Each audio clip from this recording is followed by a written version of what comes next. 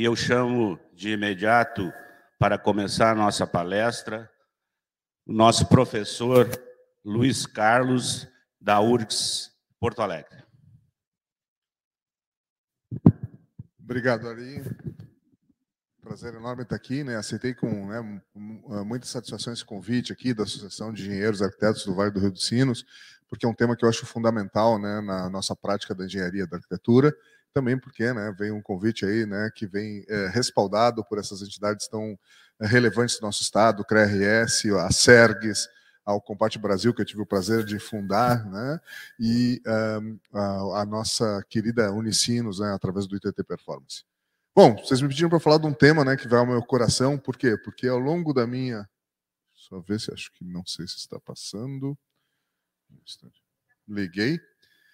Ao longo da minha trajetória, né, eu tive a oportunidade de me relacionar com várias questões relativas a essa questão da durabilidade, da vida útil, da conservação de estruturas, e acabei sendo escolhido como coordenador da norma de inspeção predial, né, que foi exarada pela ABNT em 2020, né, num esforço conjunto de várias convergências que a gente fez, né, do pessoal mais de estruturas, do pessoal mais de construção, do pessoal mais de perícias, e acho que ela dá um novo capítulo para o que é, né, a realidade da inspeção predial dentro do nosso país. Então, vou explicar um pouquinho, né, ou seja, por que eu acho que esse tema... De novo aqui, ele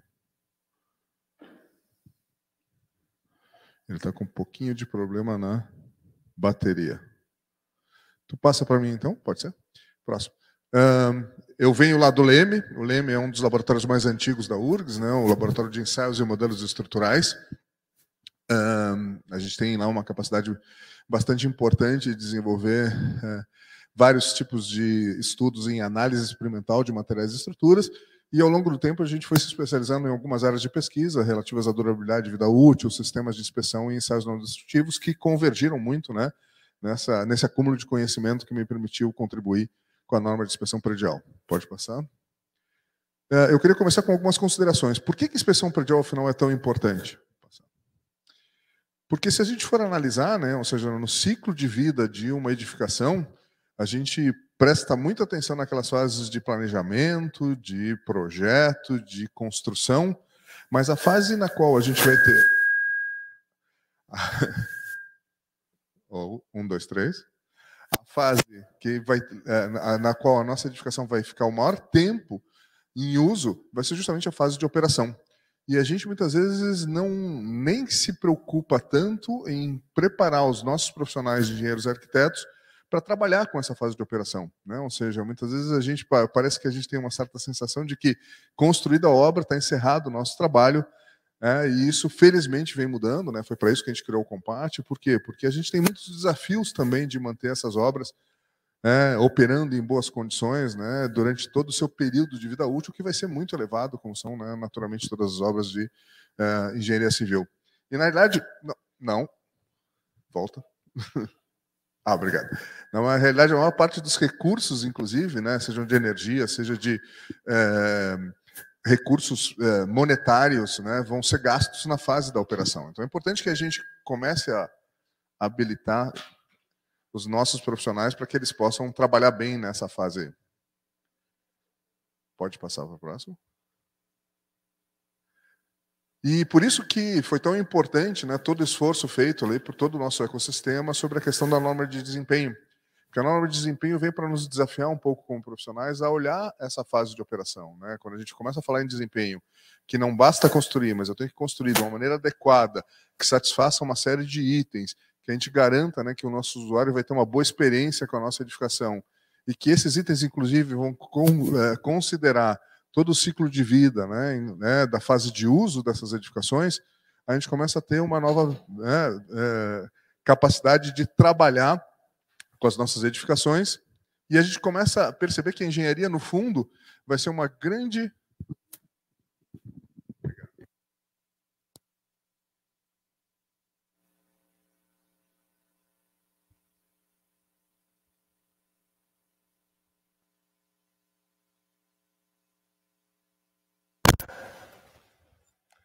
A engenharia e a arquitetura...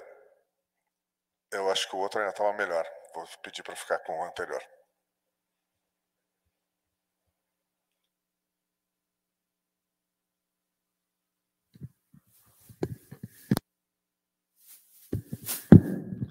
Alô.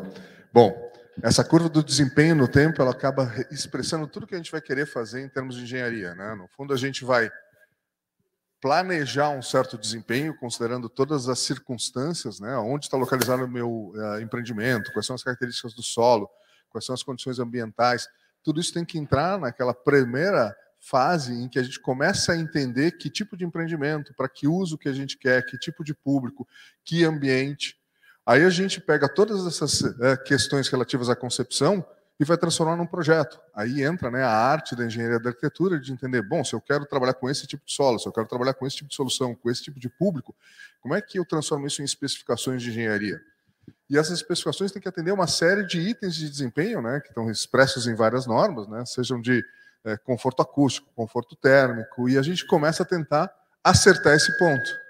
Durante a execução, a grande missão é que a gente consiga chegar perto do ponto que a gente desejava em projeto. Vai ter sempre algum nível de incerteza, mas quanto mais próximo eu tiver, né, se eu especifiquei que meu cobrimento, né, de armaduras vai ser de 3 centímetros, tá? Porque isso, em termos de projeto, me dá uma certa expectativa de que uma frente de carbonatação demore tempo suficiente para mim chegar até uma vida útil mínima de 50 anos, né, que é o que a gente vai discutir. Eu tenho que garantir que na hora que eu for executar, eu não desça esses 3 centímetros para 2 centímetros. Porque, obviamente, se eu descer para 2 centímetros, ou para 1 centímetro, ou para meio centímetro, eu vou ter uma curva de deterioração que vai fazer com que minha vida útil, o momento em que eu chegue no desempenho não satisfatório, na minha condição limite de desempenho, seja muito menor. Então, a execução e todo o controle da execução, e a gente vai ver que existe uma inspeção em alguns países que se concentra muito em garantir que a execução execute o que foi projetado, né?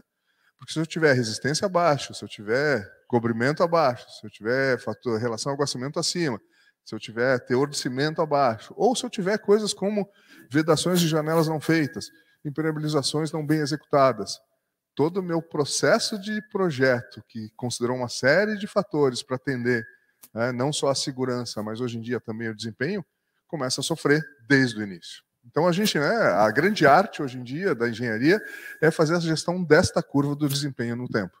É isso que a gente, né, nos últimos 10 anos, desde que a norma entrou em vigência, começou a se acostumar cada vez mais, né? A questão é, muitas vezes a gente não sabe quais são as condições limites de desempenho aceitável, principalmente para durabilidade e vida útil, né? Pode passar?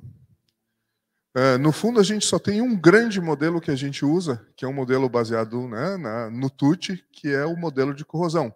Essa é a única condição explícita de vida útil que a gente acaba tendo, né, no qual a gente, inclusive, simplifica bastante, porque a gente sabe que a carbonatação, né, a corrosão por carbonatação, ou seja, pelo fato da perda de pH pela entrada de CO2, ela vai acontecendo gradualmente, conforme o CO2 vai penetrando na estrutura, e chega um momento em que eu baixo o pH no entorno da barra a um nível que eu tenho um fenômeno, né, que a gente explica como despassivação, ou seja, esse aço deixa de estar num pH elevado, no qual ele não corrói, para passar para estar num pH, num ambiente de pH mais baixo, no qual ele pode iniciar um processo de corrosão.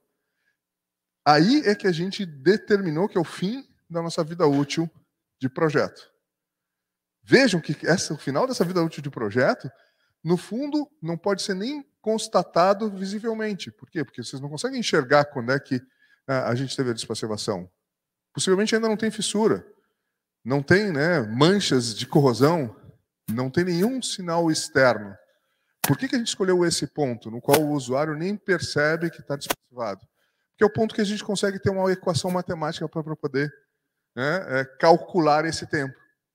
No fundo, seria muito mais razoável que eu dissesse que existe um nível de dano que vai perturbar o meu usuário. Quando a fissura tiver um certo aspecto de questão visual, quando eu começar a ter manchas de corrosão, por quê? Porque esse processo que permitiu a despassivação se transforma num processo de corrosão, começaram a ser formados óxidos de corrosão, esses óxidos de corrosão deram uma pressão interna que vai me fissurar, que vai tentar chegar até a superfície, né? Ou seja, tem uma série de fatores que seriam mais explícitos. Só que eu não consigo muito bem determinar quando é que esse tempo acontece. A gente não tem bons momentos para a fase que a gente chama de propagação da corrosão. Então, até a gente adotou uma postura muito cautelosa. Ó, minha vida útil de projeto vai ser despassivação, certo? Então, nesse caso, a nossa condição ela é uma condição muito a favor da segurança. Em outros casos, a gente não tem nenhuma condição explícita para muitas das coisas.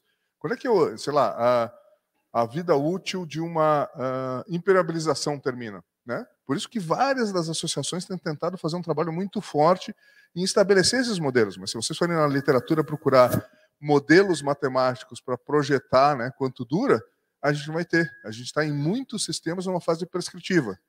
O fabricante vai te dizer, não, isso aqui eu garanto que dura 5 anos ou 10 anos, que é a fase mais básica possível, ou seja, eu preciso ter confiança, inclusive, nessa cadeia de informações que chega dos fornecedores, porque eu não tenho ferramentas matemáticas melhores de projeto. Esse é um desafio de toda a cadeia, né, que vai ao longo dos próximos anos e, obviamente, melhorando. Mas é importante que nossos jovens entendam isso. Vocês têm que dominar muito normas e vocês têm que dominar muito especificações. E a gente tem que ter uma qualidade de setorial, por isso que os programas setoriais de qualidade foram tão importantes, para garantir que, de fato, o que está chegando venha com informações importantes. Por isso o BIM é importante, porque muitas vezes eu não vou ter todos os catálogos de todos os fabricantes. Se esse fabricante me entregar um modelo BIM com todas essas informações, né, de custo, de manutenção, ela é muito mais interessante para mim como projetista e, eventualmente, para mim como usuário, porque eu vou receber isso melhor. Mas vamos em frente. Essa é uma parte só introdutória. E aí, quando a gente olha a norma e ela fala daqueles níveis de desempenho, superior, intermediário e mínimo, no fundo o que ela está dizendo é, eu posso ter curvas diferenciadas, algumas delas que me permitem ter uma degradação menor, né, em termos de vida útil, e, portanto, vão me dar uma vida útil menor, e outras curvas que são melhor controladas, seja pela qualidade dos materiais, pelo sistema de proteção que eu tenho, né, que vão me permitir ter uma vida útil mais longa e, consequentemente, né, vão me dar um nível de desempenho superior em termos de vida útil, né? Obviamente. Qual é o problema quando a gente vai chegando, saindo dos materiais, de uma peça de concreto, para olhar um edifício? É que a gente está trabalhando com muitas curvas e muitos materiais em muitas condições e microclimas diferentes. Fachada norte vai ser diferente do que fachada sul para revestimento, né? Eu vou ter concretos que muitas vezes enterrados, com mais CO2 lá na garagem, eu vou ter concretos mais expostos à umidade lá em cima. Eu tenho lá uma enorme variação de tipos de materiais e de ambientes de disposição. Então, obviamente, eu estou trabalhando aqui com um monte de curvas de deterioração simultâneas. Esse é o grande desafio. Né? É difícil, inclusive, projetar para tudo isso se a gente fosse no detalhe. O que a gente faz muitas vezes é ter, né, níveis gerais de projeto, níveis gerais de segurança, né, prescrições mínimas de fabricantes para tentar fazer aí o equacionamento, né, uma arte. A gente deveria dizer, cara, projetar estrutura de engenharia civil é uma das grandes complexidades da atividade humana. Por quê? Porque a gente está tentando fazer uma compatibilização, né, da durabilidade esperada e da vida útil de sistemas, né, diversos que têm interações entre si e que atuam em condições que vão ser ambientais diferenciadas ao longo de períodos de tempo muito elevados. Parabéns, vocês são artistas em todos vocês, né, quando vocês estão fazendo isso. Temos que valorizar mais nossa profissão, né? Próxima. E a questão é que, portanto, como eu disse, né, eu vou ter lá pinturas que vão se degradar mais rápido, eu vou ter concretos que vão se degradar mais lentamente, e eu vou ter que compatibilizar tudo isso. E aí tem uma arte que é conservar essa estrutura, mantê-la em uso. Bom, é só as edificações são complexas? Não, a gente tem outros sistemas complexos. Carros, por exemplo, são complexos. Eu tenho pneus, eu tenho os metais, eu tenho os plásticos internos, eu tenho os vidros dos carros também, ou seja, todo sistema de muitas partes, ele vai ter essa dificuldade da gente operá-lo, né, de maneira adequada. Aí vem a arte de compatibilizar essas durabilidades dos materiais para poder ter esses subsistemas, pintar algumas coisas, evitar que alguns materiais estejam em contato com o ambiente que vai degradá-los, né? Então, o concreto, eu vou tentar ter uma pintura, em muitos casos, para que ele não tenha tanto contato com a atmosfera, né? Eu vou, eventualmente, ter um revestimento argamassado, eu vou ter algum nível de proteção, eu vou, inclusive, né, unir materiais para poder criar sistemas construtivos que tenham uma vida útil que eu espere, se o material em si tem limitações da sua durabilidade em certos ambientes. Tá? Vamos passar. E aí entra toda a questão da manutenção predial, né? Ou seja, para incompatibilizar isso, assim como no carro, eu preciso dizer, olha, tu vai ter que trocar o óleo de vez em quando. Olha, tu vai ter que trocar a tua palheta de limpeza do para-brisa. Por quê? Porque nem todos os materiais que a gente vai utilizar vão ter a mesma vida útil. Então, se eu quiser que esse carro dure 20 anos, troque o óleo a cada 50 mil quilômetros. Troque o seu pneu quando ele chegar num certo local, porque esses itens vão se desgastar mais do que a carroceria, do que o motor do carro. Para mim compatibilizar e levar todo o sistema até 20 anos, eu preciso ir fazendo operações de manutenção. Óbvio, né? Ou seja, até agora estou chovendo no molhado. Adiante. A questão é que a gente não aprendeu ainda, e a gente não está ensinando muito bem nos cursos, é que existe uma diferença de termos entre manutenção e conservação, justamente para explicitar isso. O que eu previ em projeto, que era parte da minha estratégia de projetista, para poder compatibilizar essas vidas úteis, é chamado, né, tecnicamente, de manutenção. Isso já está previsto. A manutenção é algo que o projetista determina. Eu preciso trocar o óleo de tanto em tanto. Eu preciso trocar o pneu de tanto em tanto. Só que se eu saio da rua, num carro novo, acabei de comprar, passo em cima de um prego, furo um pneu, isso vai estar no manual de manutenção? O projetista pode prever que eu vou furar aquele pneu, ou que eu vou bater o carro, raspar o carro na coluna do meu prédio no momento que eu chegar, né, fazer a primeira manobra? Obviamente que não. E, portanto, essa não é uma operação de manutenção, porque ela não está nesse processo de projeto. Mas ela é uma operação de conservação. Eu preciso trocar meu pneu, que está furado, ou consertar o furo, para que eu possa manter meu veículo em uso. E é por isso que a gente deveria estar usando dois termos. Manutenção, para representar tudo que eu, como projetista, estou dizendo que eu preciso fazer para poder compatibilizar as vidas úteis de todos os materiais que formam o meu sistema. Conservação são todas as outras atividades para manter meu sistema funcionando. Então, quando a gente devia estar falando, a gente devia estar falando mais de conservação de estruturas, porque às vezes tem muitas coisas não planejadas, não previstas em manual, do que em manutenção.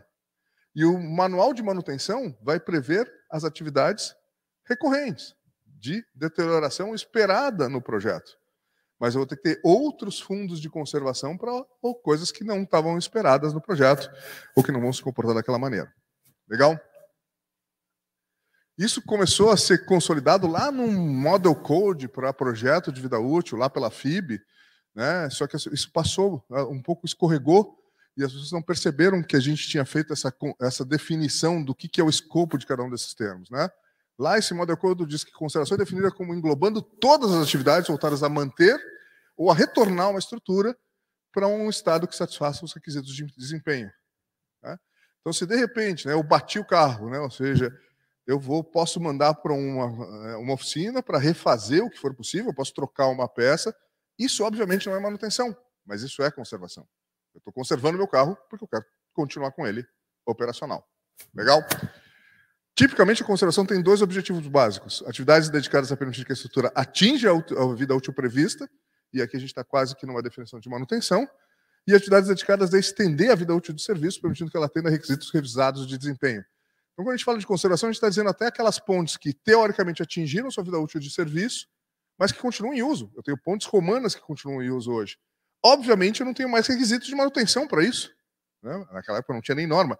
Mas se tivesse, ninguém ia prever um uso de 700 anos. Ninguém ia ter prescrições de manutenção para 700 anos. Mas eu continuo conservando aquilo lá e eu vou continuar por quanto tempo me faça, né? Eu tenho utilidade do uso daquela estrutura.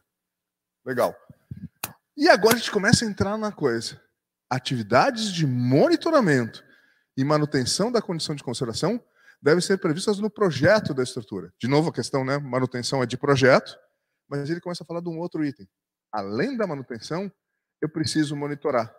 Porque como eu estou prevendo com modelos que a gente ainda não tem total precisão, para tempos muito elevados, em condições ambientais que são variáveis, inclusive no tempo, né?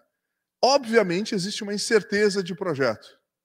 E para tentar lidar com essa incerteza de projeto, eu tenho que ter alguém verificando se aqueles ritmos de deterioração que a gente previu em projeto, ou que o fabricante previu numa condição, né, padrão de ensaio, estão se desenhando na minha edificação. Por quê? Porque aí começa a ser a aproximação, né, do quase o médico.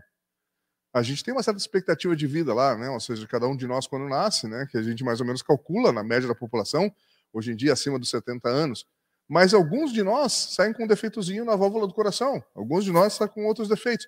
Se eu não for no médico cedo e pegar esses problemas antes, esse cara não vai chegar naqueles 70 anos.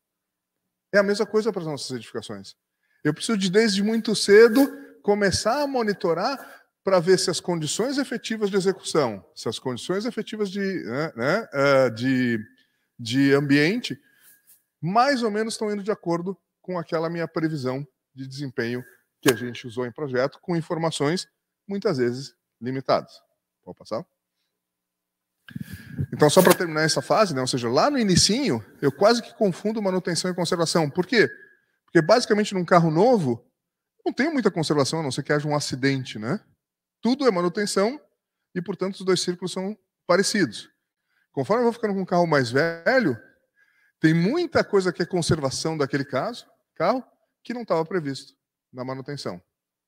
Então, quanto mais a gente anda, né, quando a gente tem edifícios mais velhos, eu tenho atividades de conservação que não foram previstas e nem deveriam ter sido previstas, é importante entender isso, pelo projetista. Porque muitas vezes eu vou estar, inclusive, superando a vida útil de projeto. Muitos edifícios vão superar a vida útil de projeto, porque até a gente é cauteloso. A gente trabalha com vida útil de projeto relativamente curtas, né, para garantir que a gente consiga atendê-las. Mas as edificações vão ultrapassar essa vida útil de projeto. Portanto, teoricamente, eu não tenho mais itens de manutenção com prédios de 100 anos. Vamos lá. E aí entra o monitoramento. Quem é que vai me dizer que a curva que eu estava esperando lá de carbonatação não está muito mais rápida? Porque o meu concreto está mais poroso do que deveria? Porque a minha atmosfera está mais agressiva do que deveria? Né? Se eu ficar esperando e dizer, não, eu previ isso aqui, vou lá só depois dos 15 anos fazer uma troca de pintura, depois aqui eu troco alguma outra coisa e vou chegar lá nos meus 50 anos. Só que, na realidade, o que eu tenho é essa curva aqui vermelha. Se eu não tiver alguém dizendo, opa, fiz uma inspeção há 2 anos, opa, fiz uma inspeção há 5 anos, espera aí, está muito mais rápida essa carbonatação. Vamos adotar uma medida extraordinária para poder assegurar que a gente segure essa deterioração, que a gente não deixe essa curva se efetivar, porque senão a minha expectativa de vida útil vai ser muito menor. Esta é a função essencial da inspeção. Ela é uma defesa dos projetistas, ela é uma defesa de quem executou, ela é uma defesa dos usuários. Ela é essencial para que a gente possa garantir que a gente não tem alguém com uma válvula no coração e a gente não está percebendo. Isso vai fazer uma morte precoce muito rápido. Pior do que isso, muitas vezes com riscos. E às vezes não precisa cair o edifício inteiro. Pode estar acontecendo numa sacada, pode estar acontecendo numa marquise, ou pode estar acontecendo numa fundação. E aí sim eu tenho comprometimentos mais sérios. Inclusive, eu vou ter que tomar cuidado de dizer, bom, se meu cabelo não foi tão bem projetado, né, ou seja, não saiu certinho lá na minha montagem de DNA, é muito menos perigoso do que meu coração. A inspeção também tem que saber separar o joio do trigo. Quais são meus sistemas essenciais? Né? Vamos lá. Isso que faz a inspeção. Ela reduz incerteza. Né? Ou seja, se ao longo do tempo eu ia dizer, bom, meu modelo, eu não sei como é que ele está funcionando, a inspeção é para reduzir. Vai reduzir a zero? Não, porque nenhum inspetor é super-homem, né? A gente não tem raio-x, a gente não pode analisar toda a estrutura de todas as peças de concreto, ter um mapeamento total da resistência, mas a gente consegue fazer o que o médico faz. Ó, tu não está sentindo febre, tu está se sentindo bem, tu não tem dor no coração quando tu corre. O que a inspeção pode dizer é que não existe nenhum problema aparente. E isso é muito perigoso. Em muitas leis de inspeção, a gente disse que o inspetor tem que assegurar, né, estabilidade e segurança. É impossível. Nenhum de nós pode.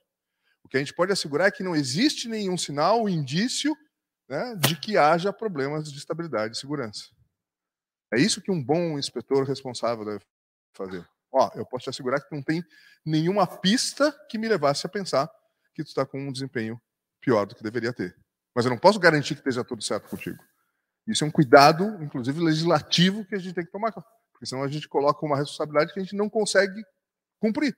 Por melhor que nós sejamos, por mais ensaios que a gente faça. Não seja. O absoluto é ruim.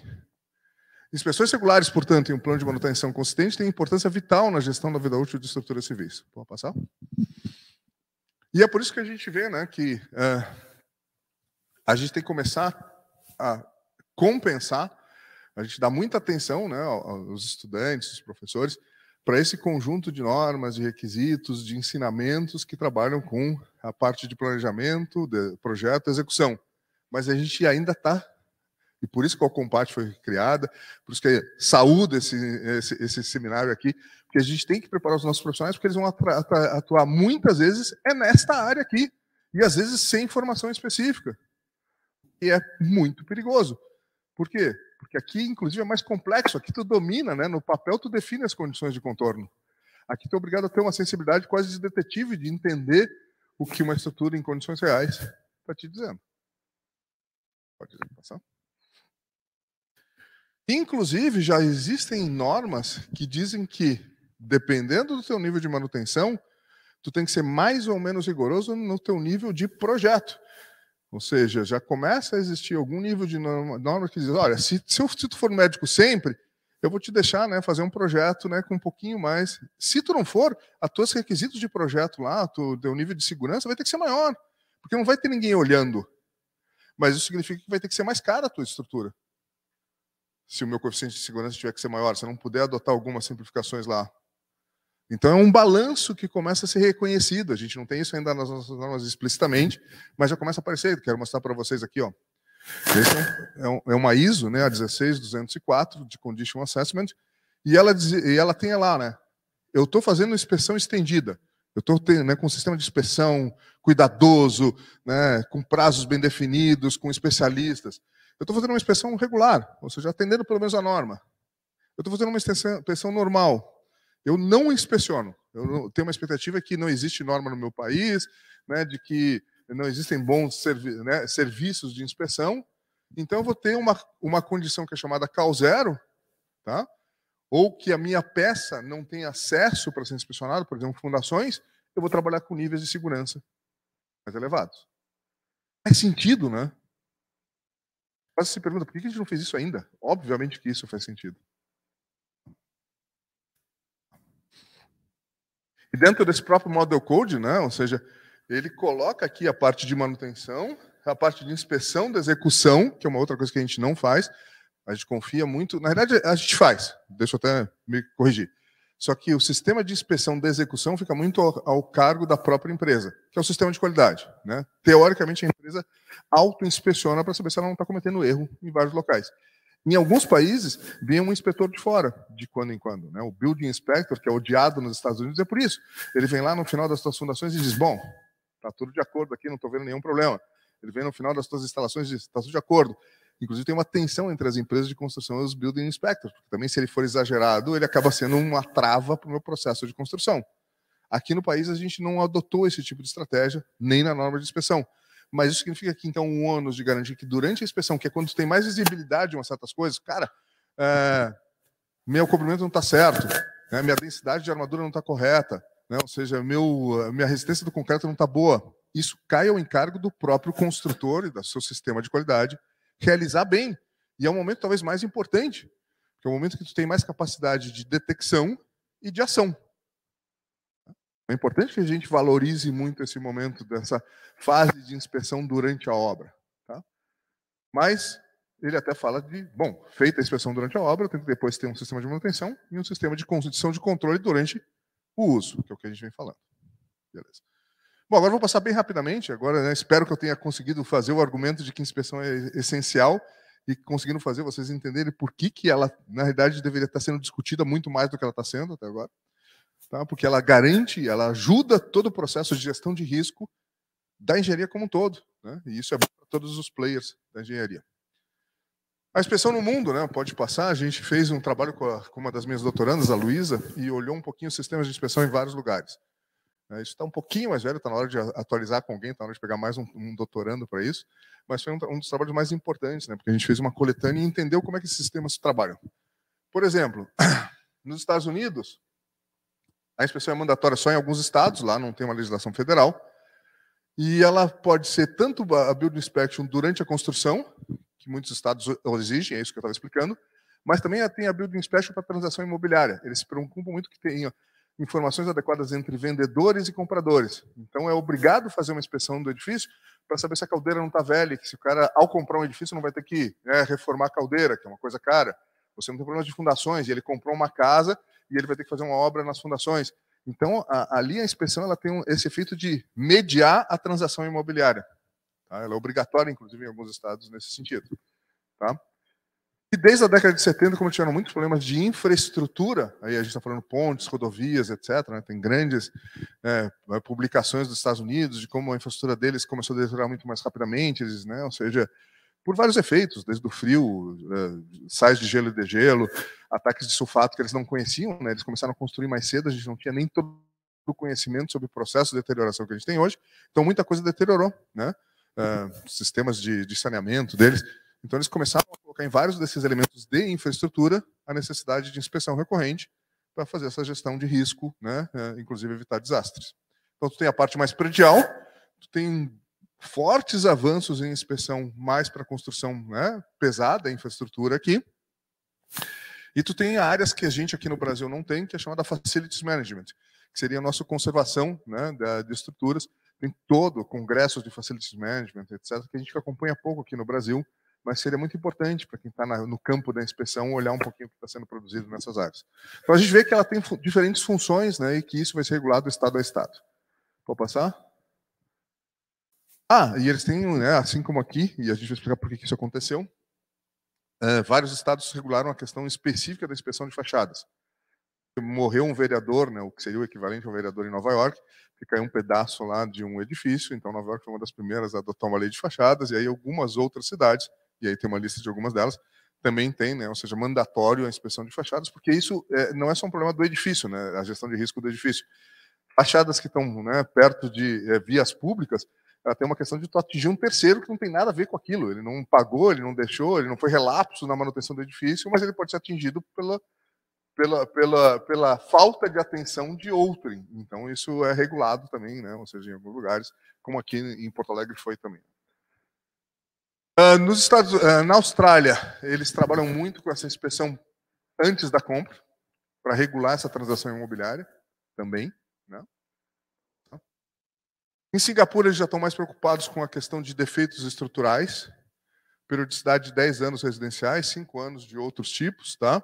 O foco é segurança estrutural, é feita por um engenheiro independente, pode obter cópia do projeto estrutural que fica arquivado, que é um problema para muitos dos nossos inspetores aqui, né? A gente não tem hoje mais, as prefeituras decidiram abrir mão da necessidade de arquivar o projeto, por várias razões, inclusive não terem exatamente sistemas de arquivamento muito bons, ou serem corresponsabilizados, a nossa justiça às vezes é maluca, né? Tu está guardando o projeto, tu é corresponsável porque esse projeto tinha um erro e tu não enxergou. Então, a parte das prefeituras decidiu não mais guardar projetos, tá? Isso faz com que a gente, às vezes, não tenha acesso aos documentos originais. Se ele não tiver no edifício ou no projetista, a gente, em muitos casos, tem muita dificuldade, e isso dificulta muito, obviamente, a função do inspetor, né? Porque tu não sabe a referência de projeto para saber se alguma coisa está bem ou mal executada, né? Ou para poder ter, inclusive, uma orientação de onde tu vai abrir para verificar se armaduras, etc., estão bem. Né? Posso passar? Hong Kong trabalha muito e eles, lá como eles têm prédios muito altos, a inspeção tem um foco muito forte no efeito. Eles têm prédios muito altos e efeitos climáticos muito extremos. Então tem muita questão de aberturas, esquadrias, né, pressão de vento. Né, ou seja, eles teve eventos que arrancaram, como aconteceu aqui naquele, né, famoso evento de Porto Alegre, lá, né, ou seja, tem muito uma questão de sucção. Então eles, olha como cada sistema de inspeção vai tentando atender as dores que eles acabam, né, ou seja, encontrando em cada um dos ecossistemas aí que a gente tem. Né? Pode passar? A Espanha tem foco na segurança e conservação de estruturas, né, porque ela tem uma forte cultura de patrimônio, é um dos países mais antigos, então tem essa questão dos itens históricos. E tem uma curiosidade interessante lá, né, aqui, ó, realização do primeiro laudo de inspeção em edificações varia de 14 a 50 anos, né, uma coisa que às vezes é muito discutida. Quando eu começo a inspecionar, se eu começar a inspecionar depois de 2 anos, um prédio, teoricamente, em 2 anos não deteriora. A inspeção de 2 anos ou de 5 anos é mais para ver se alguma coisa escapou do autocontrole da empresa. Né? Ou seja, se alguma coisa da execução não aconteceu. Porque não tem deterioração extensa em 2, 5 anos na maior parte dos nossos sistemas. Então, essa preventiva é quase que uma inspeção de recebimento, que às vezes nas pontes é obrigatória. Né? Eu preciso fazer uma inspeção para dizer, ó, qual é meu estado zero a partir do qual eu vou monitorar. Mas para alguns países eles dizem, não, eu vou esperar um pouquinho, né, até porque a inspeção tem custo, vou começar a inspecionar quando já tiver um horizonte em que alguns sistemas deveriam estar deteriorando. Nesse caso, de 14 a 50 anos. Tem algumas estruturas que vão demorar 50 anos para iniciar, o que eu acho que aí já é muito, né? A periodicidade varia de 1 a 15 anos, dependendo da idade da edificação. Edificações mais novas eu dou mais prazo, é que nem, né, ir no médico. Se eu tenho 18 anos, eu posso esticar. Se eu tenho 70, é bom eu ir no médico a cada 6 meses ou 1 ano, porque a chance de os sistemas começarem a dar algum crepe é maior, né? E tem uma coisa legal, vocês sabiam que na Espanha, né, pela legislação, se vocês estão em edificações de interesse turístico, vocês poderiam exigir a apresentação dos laudos de inspeção? Por quê? Porque é a questão de proteger o turista, né? Então, um direito que tu possa dizer, não, eu quero saber se foi inspecionado. É a mesma lógica que a gente usa nos elevadores, né? De dizer, olha, bota lá uma placa no elevador para mim saber que eu estou andando nesse troço aqui, mas que alguém está olhando, que os cabos não estão corroídos, que ele não vai parar no meio. Esta é a razão de estar exposto ali. É que, teoricamente, tu possa fazer um controle a mais para saber se aquele ritmo esperado de manutenção de elevadores está acontecendo. Então, a gente tem, né, ou seja, inspeção como diferentes mecanismos para negociação, para a prevenção de falhas e garantia estrutural, e aqui no Brasil e um pouco nos Estados Unidos, para verificar se o desempenho está andando bem. Tá? Por quê? Porque outros países não têm uma norma de desempenho tão explícita e, portanto, a inspeção acaba não sendo relacionada diretamente com esse item. Ó. No Brasil, como é que ela surge? Infelizmente, né, ela acaba nascendo todo o nosso ecossistema de inspeção em Porto Alegre, né, lá na década de 80. Pode passar. A gente tem 2 acidentes importantes em Porto Alegre, não sei, os mais velhos talvez se lembrem. Um deles foi do Banco Lloyds, né, que foi no centro da cidade, naquela zona ali, perto do Paço Municipal, 1,5 quadras do Paço Municipal. Só que aconteceu às 7h40 da manhã, tinha pouca gente, teve só um morto, né, e se viu que o problema era clássico, né, de Marquises. O posicionamento das armaduras estava errado, na hora de concretar, pisaram nas armaduras, ele estava na posição, né, não de tração, mas de compressão. Teve sobrecargas de, né, reformas continuadas, proteções mecânicas que foram sendo colocadas uma depois das outras. Ao longo do tempo, o fato da marquise não estar na posição e a sobrecarga fez com que eu tivesse uma pequena movimentação, criou a fissura ali no encontro com a fachada, entrou água, ao longo do tempo isso foi corroendo. Um dia, né, eu tinha a redução de seção tão grande que a estrutura diz, olha, não aguento mais, né? Nem a Nossa Senhora do Concreto Armado vai te salvar nesse caso. Cometeu muitos erros, né? Ou seja, chegou no limite da minha paciência e caiu essa estrutura. Tá? Infelizmente, a gente teve uma pessoa que faleceu, né, por causa disso. Isso acontece em 86, a gente tem toda uma análise, né? Percebe que a gente tem problemas de qualidade, né? Ou seja, de execução ali, né? E de inspeção. E aí, em 88, a gente tem uma nova na Arapuã, né? Ou seja, que era um ponto de lotação, era Dia das Crianças, tinha uma distribuição de doces com um palhaço na porta, tinha gente esperando na fila de lotação, e aí a coisa foi muito mais traumática, né? A gente tem 65 feridos, 9 mortos, tá? Eu estava no laboratório na época, a gente foi chamado na hora, a gente foi, eu inspecionei essas peças no dia, essas fotos são do professor Campanholo, que estava comigo lá naquele dia, né? E, infelizmente, vamos passar? As causas eram as mesmas, né? Posicionamento incorreto de armaduras, sobrecarga, infiltração. Nesse caso, uma sobrecarga agravada pelo fato de que, às vezes, as pessoas não entendem, né, que edificações também são sistemas e têm limites.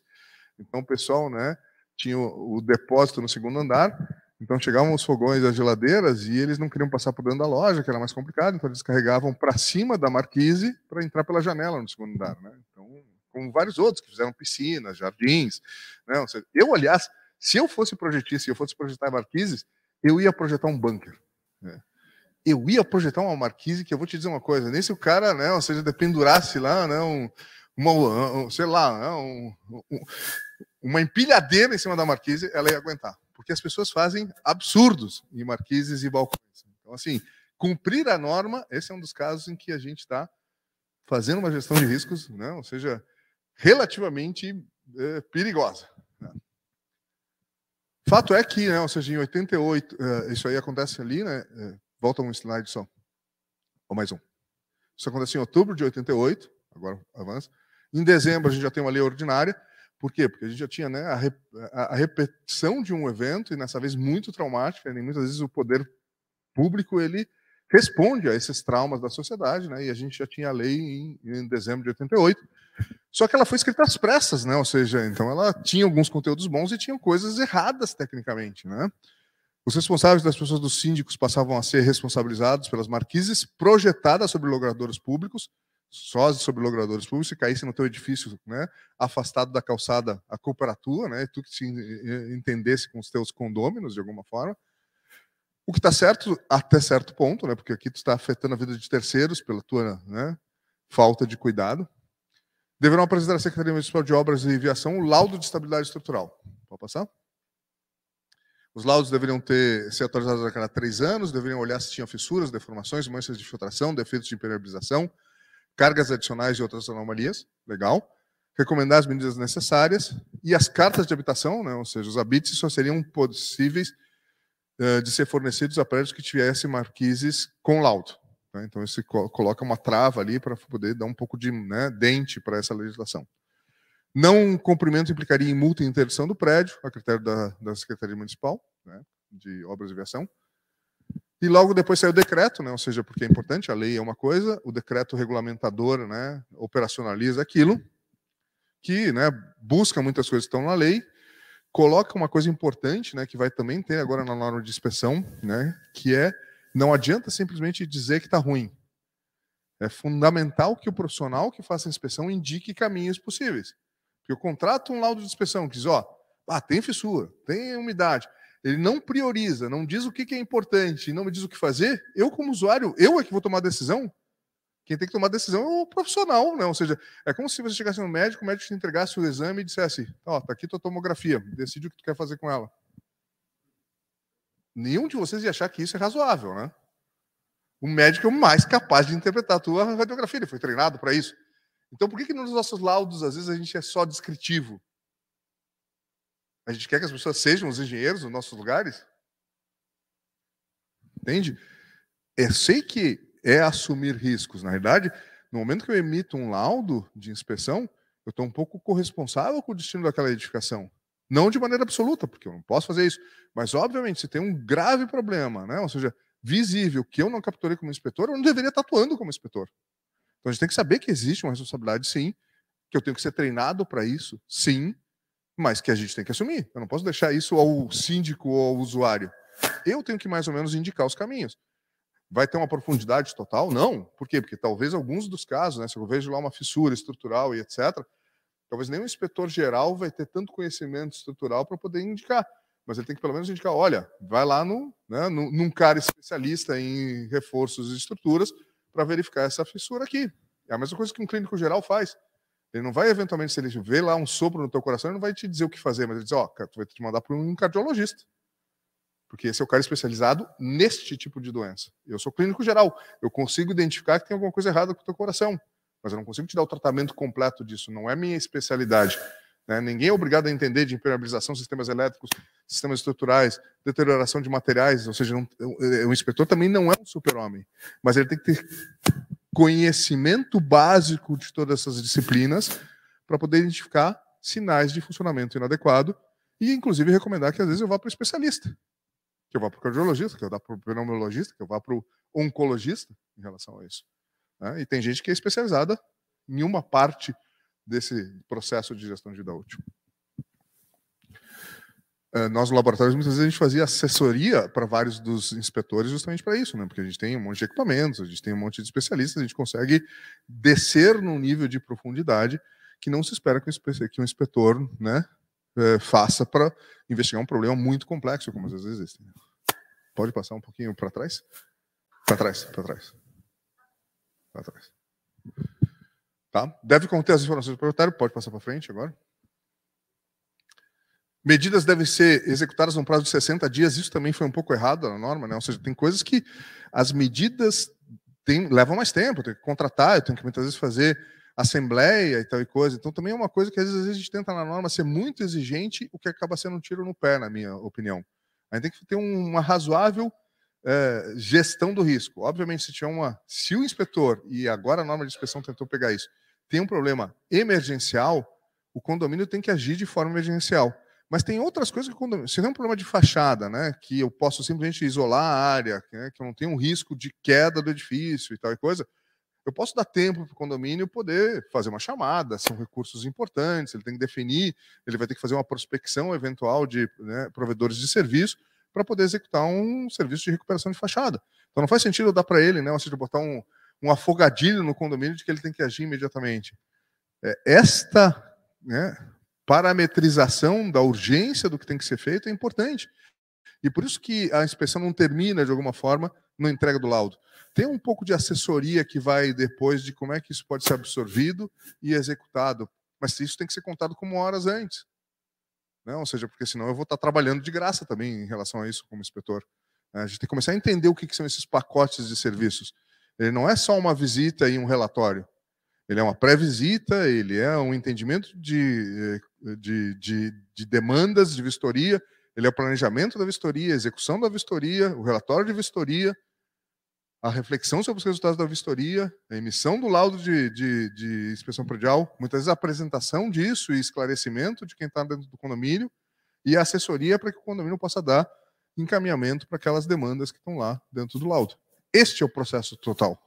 Se eu cobrar só uma parte, ou eu não vou fazer tudo que eu deveria estar fazendo para ter uma boa resolução disso, ou eu vou estar tendo prejuízo, porque eu vou estar cobrando uma parte e executando todas elas. Legal, vamos em frente. O que aconteceu lá quando a gente, né, botou uma lei que a gente não, né, de uma hora para outra, colocou uma demanda nova, seja para profissionais, seja para os condomínios? A gente não tinha profissionais preparados, a gente não sabia exatamente como é que se fazia isso. E a gente tinha uma necessidade de centenas de laudos, né? Porque em 98 eram 3.265 marquises registradas sobre logradouro público, tá? Tinha uma falta de preparo do meio técnico, tinha um desequilíbrio oferta-demanda e começaram a ter muito problema de confiabilidade e qualidade dos laudos. As pessoas não sabiam o que fazer, né? Ou seja, era um novo mercado, mas ninguém sabia exatamente como trabalhar naquele novo mercado. Não tinha nem treinamento, como eu disse, a gente não formava os nossos engenheiros e arquitetos para trabalharem com estruturas existentes. Tinha pouca gente que tinha experiência de fazer inspeção de marquises. Só que eu tinha uma demanda enorme. Pode ir? O que aconteceu? Tá, eu vou parar na metade, depois no seminário do ano que vem eu termino sobre a norma. A gente teve gente escorando marquise na ponta, o que obviamente não faz sentido nenhum, né? Porque eu estou transformando ela numa viga. Bom, se algumas marquises estão com a armadura errada, aí eu corrijo, né? Ou seja, até pode funcionar bem, né? Mas teoricamente eu não deveria fazer isso numa marquise, né? Eu tenho que vir escorando ela em todo o corpo, por quê? Porque senão ela vai se comportar ao contrário do que o projetista previu. Eu tinha gente criando sistemas, né, bem sofisticados para segurar ela na ponta. Ou seja, eu gastava para criar o sistema para conseguir, né, fazer errado isso, né? Pode ir. Eu tinha muita tendência à demolição. O que aconteceu? Qualquer laudo que o cara tinha dúvida, ele dizia, demole a marquise. Então a gente teve o maior número de substituição de marquises, né? Ou seja, provavelmente muitas estruturas que não precisavam foram demolidas, porque, né? Ou seja, na dúvida, eu digo, bom, bota uma marquise metálica, tira a marquise, etc. E os caras fizeram isso. Né? Ou seja, eu tinha superdimensionamento, eu tinha algumas estruturas lá que não seguravam a marquise, seguravam o prédio se precisasse, né? Ou seja, por quê? Porque a pessoa não sabia o que estava fazendo. Ou seja, eu criei uma demanda sem ter treinado, quem podia fazer a oferta. Então, todo mundo se virou do jeito que pôde, né, com os custos que a gente teve em relação a isso. De alguma forma, como a gente demoliu muita marquise, muitas das piores já foram demolidas. Isso deu um efeito de melhoria de risco para a gente, né? Só que é um custo social elevado. E o que a gente tinha um problema? Nem a própria secretaria tinha equipe suficiente para poder agora ficar analisando 3.200 laudos, com tudo mais que ela fazia. Não tinha corpo técnico para poder fazer a fiscalização. Então a gente fez umas análises depois, mais tarde, com a própria Smov e outras. Essa daqui é uma marquise, por exemplo, que desabou no centro da capital, que ela tinha um laudo emitido em 99 e desabou aqui em 24 de novembro de 2020. Aí tu vê que o sistema às vezes não estava funcionando, né? Se eu tenho um laudo e o troço desaba em menos de um ano, alguma coisa se perdeu nesse laudo. Eu não capturei alguma coisa importante. Não tem um processo que não tivesse existindo lá em 99 que gerasse uma queda total em 2020. Significa que a gente não enxergou algo. Tá? E esse é o problema, né? Ou seja, mas de forma geral, pode passar. Apesar das dificuldades, a gente teve um efeito benéfico, né? Porto Alegre, né, felizmente tem, né, hoje um conjunto de marquises em melhor condição do que muitas outras cidades do país, né? Ou seja, por vários efeitos, né? Os laudos, as demolições, o fato de que muitos laudos começaram a ser melhores, que a gente começou a formar gente para isso, que a gente começou a dar muito curso naquela época, a gente deu sobre essa questão. E a gente até fez uma questão ali, né? Ou seja, em 2001 foram vistoriados 900 imóveis, em 2002 foram vistoriados 3.135 imóveis. Eu botei outros doutorandos para olharem todo o banco de dados lá da SMOR, né? Fizemos uma parceria com a prefeitura em relação a isso. Mas lá em 2009, que foi quando a gente fez um último trabalho em relação a isso, a gente já estava tendo uma certa redução de preocupação, uma queda da qualidade e uma falta de qualidade dos laudos também. Ou seja, já não era mais um mercado, muita gente tinha saído para outras coisas e a gente começou a ver uma certa deterioração da qualidade. A gente pegou alguns laudos, mandou especialistas nossos do laboratório para fazer a inspeção daquelas marquises e tinha diferenças brutais entre o que a gente enxergava e o que o laudo acusava. O que começa a ser um problema, porque esse sistema ele é extremamente importante, que nem eu tentei argumentar nas primeiras 30 minutos. Se a gente tem um descrédito do sistema, a gente começa a perder um instrumento vital para fazer gestão de vida útil. É fundamental que as entidades, né, CREA, SERGS, Alcompat, etc., prezem, né, a Associação de Engenheiros e Arquitetos, o IGEL, prezem pela qualidade do instrumento da inspeção predial. Por isso que eu acabei me envolvendo com a norma, para ter um guia de como fazer a inspeção predial, porque aqui a gente não tinha nada. Cada um fazia pela sua cabeça, cada um fazia um laudo, né, com a estrutura que tivesse, com o formato que quisesse. Tá? Pode passar? O que aconteceu em Porto Alegre acabou, né, depois acontecendo em outras cidades, que também, aí olhando para Porto Alegre, começaram a fazer suas próprias leis. Aqui a gente tem Salvador, São Caetano, Rio de Janeiro. Aqui fechou a porta de um hotel, foi uma crise na época lá. Isso aí, caiu e ninguém saía do hotel, porque não tinha outra saída ali. Né? Então, tinha que demolir lá. Pode passar.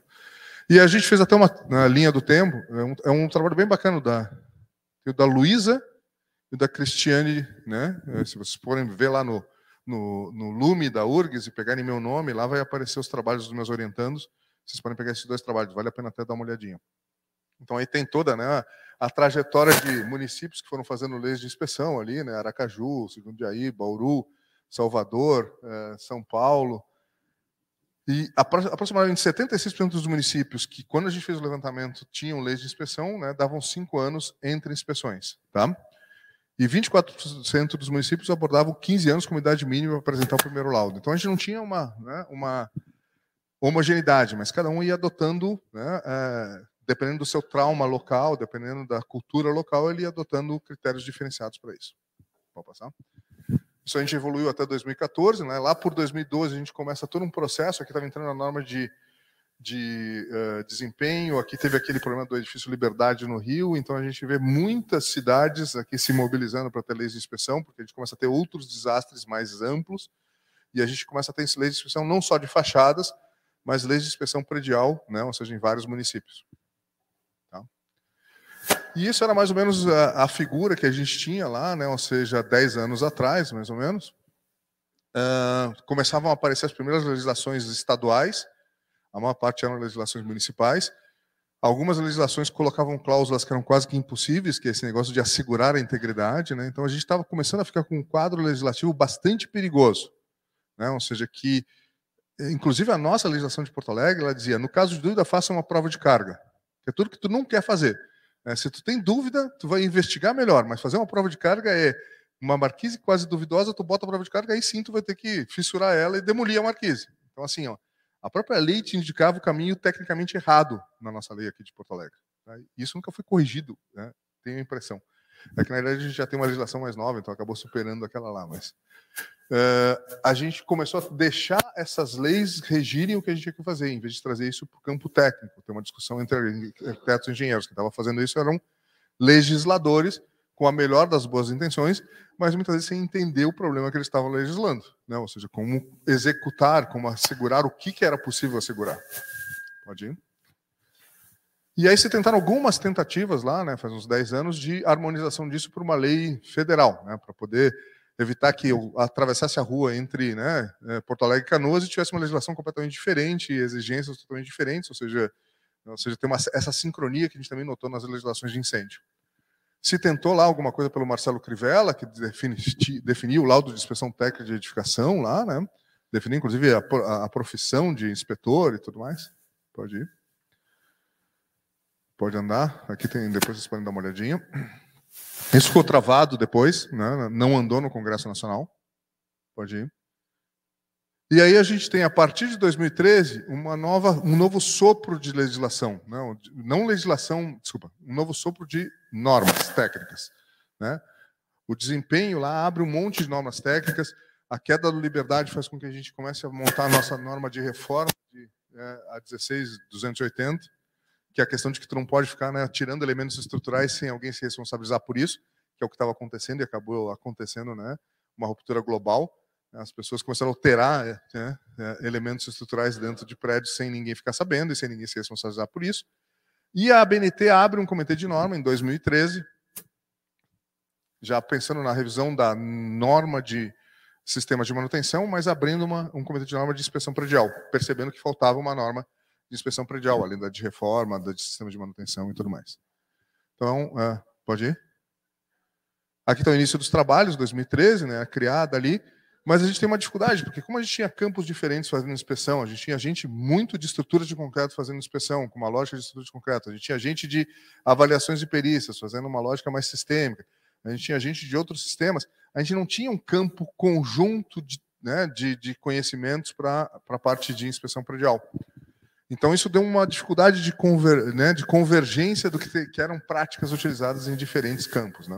Então a gente precisou dar um passo para trás, reorganizar a casa, pode ir, fazer algumas reuniões de consenso, e lá em 2017 me convidaram para assumir a norma, né, ou seja, para poder tentar levar adiante, né, já com essa tentativa de buscar esse consenso. E aí a gente conseguiu, né? O meu vice era do IBAP São Paulo, a gente tinha alguns dos caras, né, nomes bem conhecidos aqui do Rio Grande do Sul também, né, associados ao IBAP Rio Grande do Sul, associados ao Compat, então a gente tinha ali, possivelmente, a melhor qualidade de mentes que estavam preocupadas com inspeção no país. A gente tinha a Maria Angélica, né, a primeira dama da construção do país, né, ou seja, a mãe da norma de desempenho. Né, então a gente acabou conseguindo avançar, né, em construir um documento que fosse, né, uma boa expressão do que seria a boa prática naquele momento. Pode passar? Tive orgulho, né, de poder, né, emitir isso em 2020. É uma das contribuições que eu acho que valeu a pena, né, ou seja, assim. Mas é importante entender o que ela fazia. Esta primeira norma de inspeção é a inspeção clínico geral. Ela não é a inspeção cardiologista. Ela não é para detalhar, né, profundamente como é que eu vou inspecionar uma estrutura de concreto. Ela não é para detalhar profundamente como é que eu vou inspecionar uma instalação elétrica. Essas normas especializadas têm que vir depois. E, na verdade, o IBRACON já está trabalhando na estrutura de concreto. Mas muita gente não entendeu isso num primeiro momento. Mas é o que a gente precisava naquele momento, porque se eu não tiver o clínico geral, eu não consigo nem separar o joio do trigo. Eu estou mandando para o cardiologista, o cara não precisa, ou estou esquecendo de ver que um cara precisa ir para o cardiologista porque ninguém está olhando, né, o conjunto geral. Quem melhor olhava era o pessoal que estava no IBAP, mas muitas vezes sem ter um instrumento, né, referencial, numa norma que pudesse dizer, olha, quais são todos os passos que a gente, né, consensuou tecnicamente no país. 16747. E isso é mais ou menos o que a gente está lá no início da norma, né? E está aqui. Então ela é essa norma, né? Ou seja, clínico geral para regular essas inspeções regulares. Ela não está regulando a inspeção cadastral, né? Que é a primeira. Ela não está regulando as inspeções durante a execução, que hoje no Brasil é feita com sistema de qualidade. A inspeção cadastral hoje é só feita para pontes. A gente não faz para edifícios. Mas ela estabelece pelo menos um documento referencial para essa olhar continuado, né, de detecção de primeiro nível do que é a inspeção. E ela precisaria ser seguida, isso está dito lá na norma, né, por uma série de inspeções, de normas de inspeção específicas. Segurança estrutural, fachadas, marquises, segurança contra incêndio, elevadores, reservatórios. Algumas já existiam, tinham que ser conectadas, outras tinham que ser criadas. Né? Por quê? Porque aí eu preciso de um olhar específico, eu não preciso mais do clínico geral. Para a segurança contra incêndio, tem uma série de itens que não necessariamente um clínico geral percebe, mas o geral percebe às vezes que, não tem nenhum cuidado contra incêndio aqui. Vou mandar isso para o meu pneumologista, vou mandar isso para o meu oncologista. O que o clínico geral vai dizer? O que o inspetor predial vai dizer no seu relatório? né, a gente não percebeu, né, os cuidados com segurança contra incêndio, recomendamos a realização de uma inspeção especializada de segurança contra incêndio, porque tem vários sinais aqui que eu não estou vendo, né, cuidados com portas corta-fogo, eu não estou vendo tirada de ar, entendeu? Eu não estou vendo câmaras para poder permitir o abandono da edificação. Talvez o clínico geral não vai saber, né? Ou seja, o inspetor predial geral não vai saber exatamente a minúcia da norma, né? Se o número, né? Se o raio de giro ali está numa escada de incêndio está de acordo, se o material ali que está sendo utilizado, mas ele consegue perceber se o negócio está num lado que parece estar seguro ou que está muito inseguro, que não se tem nenhum tipo de coisa. E aí a função dele é dizer, olha, aqui quem sabe a gente dá uma olhadinha com o nosso, né, especialista.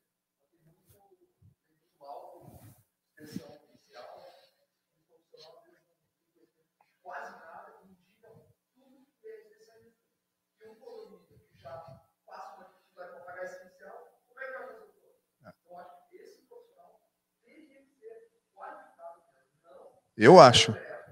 Minha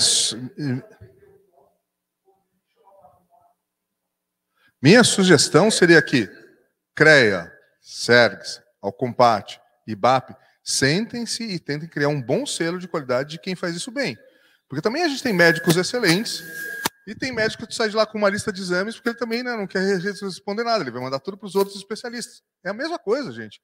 Ou seja, profissionais bons e ruins existem em todas as profissões. A gente tem que valorizar os bons.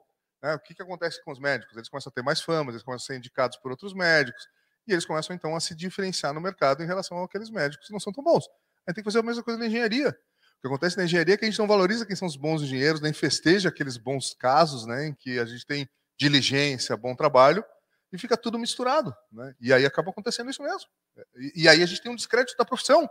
E o cara que vai tentar fazer um bom trabalho não consegue cobrar por aquele bom trabalho porque tu está tendo um monte de trabalhos de qualidade pior, a baixo custo, mas que não entregam valor.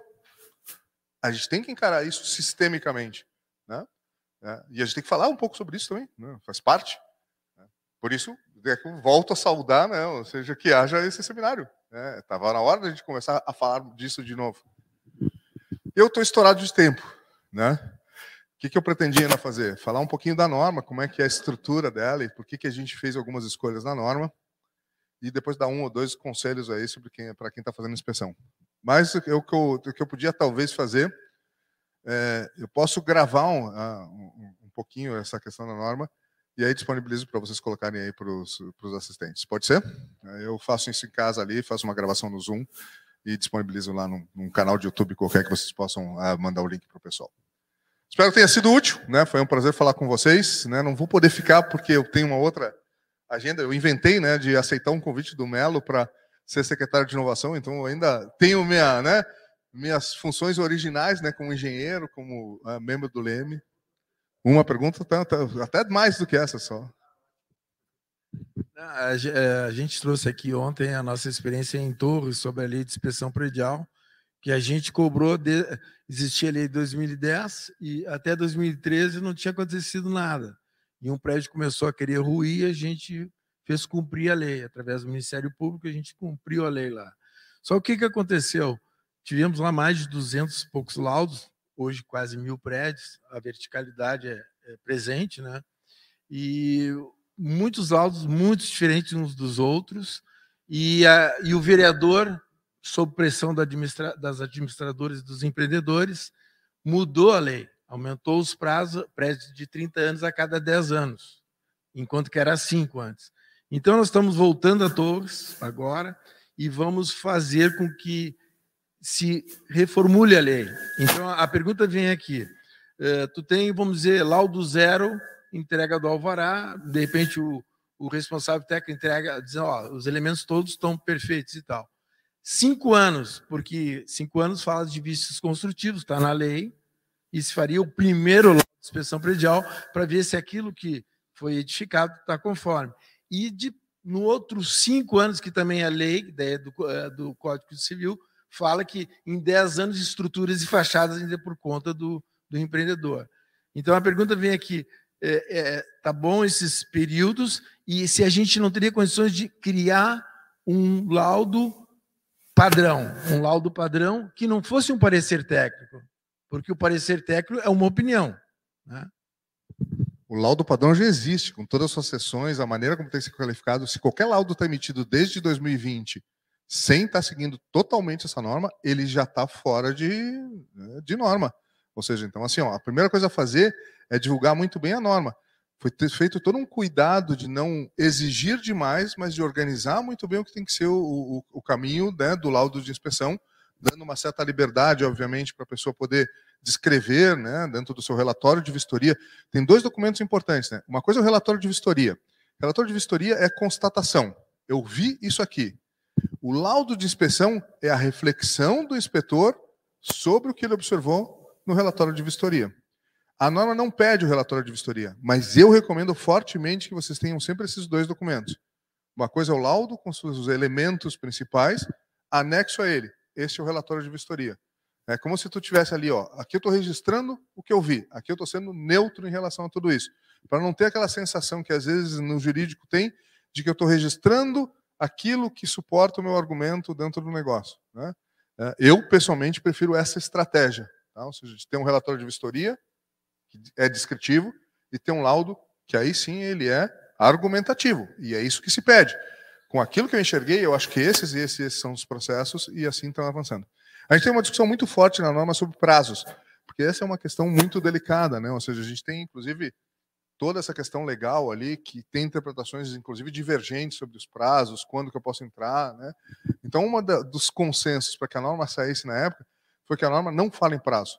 Ela deixa que cada município, no seu primeiro momento de norma, defina os prazos. Isso está, inclusive, leiam os textos da norma ali, explica muito por que a gente construiu cada coisa delicadamente. Porque a gente sabia que é um problema esse negócio, né? Ou seja, porque ele tem uma questão de gestão de risco versus gestão econômica.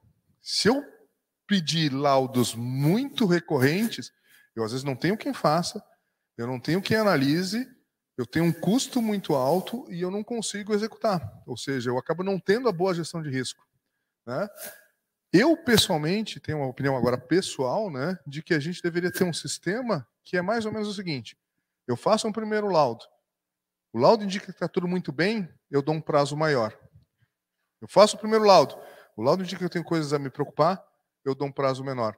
Quem deveria, dentro de uma certa margem, estabelecer quanto tempo a próxima inspeção é o próprio inspetor que fez a primeira.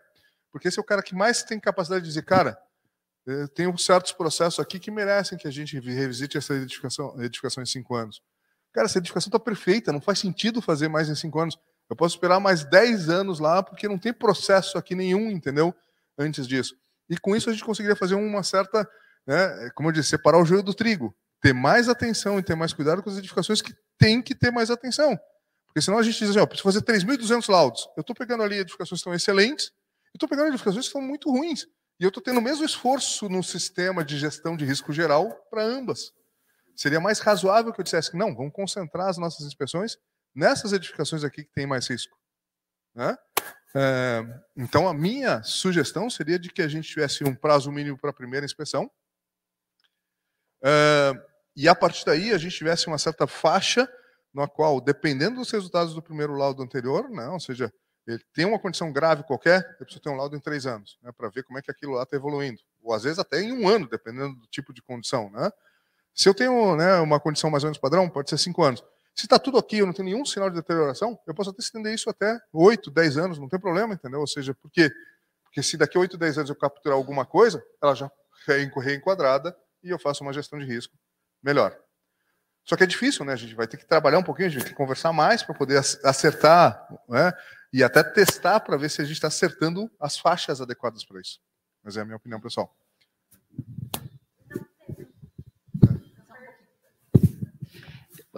Bom dia, parabéns, Luiz. As tuas manifestações sempre são muito esclarecedoras, trouxeram para todos os colegas um panorama do que quanto a gente avançou, mas quanto a gente ainda tem que avançar. E nesse sentido, eu queria saber se tu pode comentar sobre o curso que a IDURGS lançou.